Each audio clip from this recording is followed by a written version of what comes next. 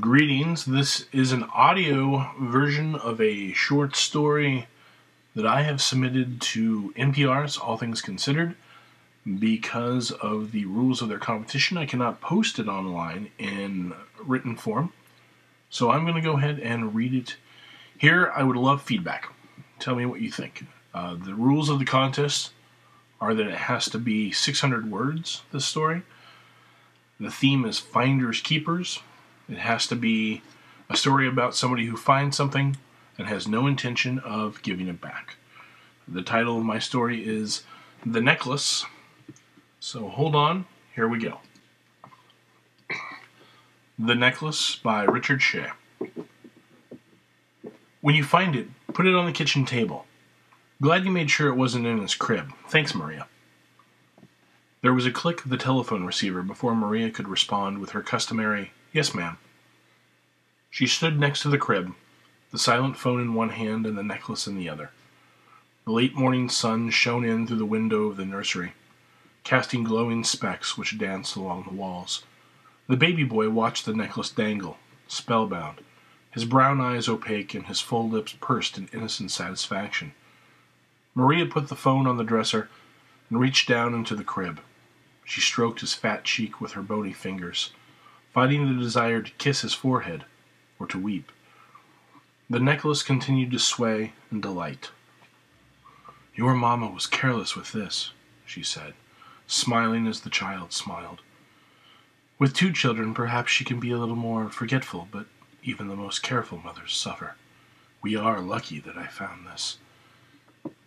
A minute later, the baby fell asleep. Maria stopped stroking his cheek, put the necklace near the phone on the dresser, far from the edge, she wasn't that careless, and watched him a little longer. She knew every landmark on the child. She had watched over for months. Every motion of his arms and legs, his stillness when he watched her, the minuscule and not so minuscule cues he gave when he needed food and when he needed sleep.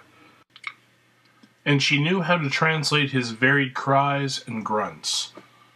"I'm still a mother," she said to herself, "even alone, even childless." The baby sighed in his sleep and scrunched his nose, which she took for confirmation. She glanced at her watch. The baby's brother would be home from school in 5 hours, the father and her employer soon after.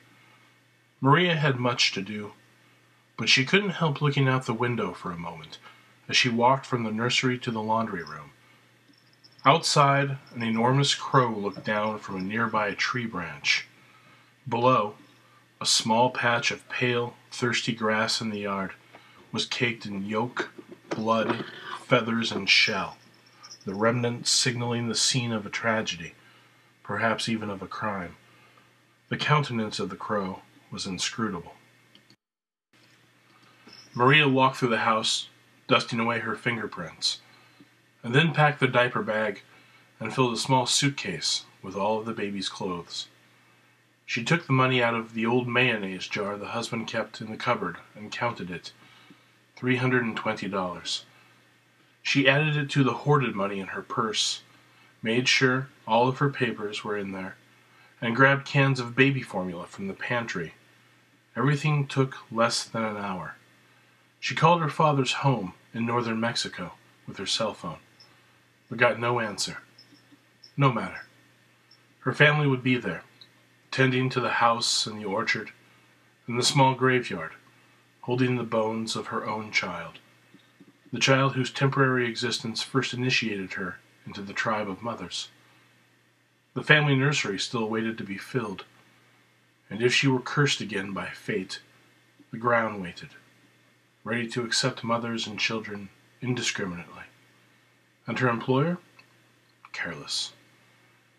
She grabbed the necklace last, before lifting the boy out of the crib and putting him in the stroller, before calling for the taxi to the station. She dangled the gold chain before her and stood near the child. "This is mine now."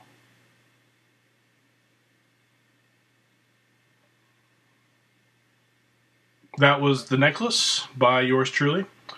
Let me know what you think. Cheers.